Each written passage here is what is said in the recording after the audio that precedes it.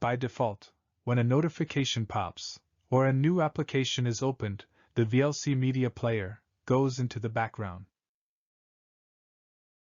To keep the VLC Player on top of other applications, click Tools from the menu bar and select Preferences. On the Interface tab, under the Show Settings section, select All.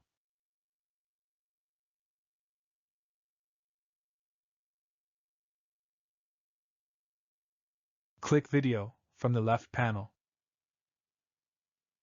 The contextual settings will appear on the right.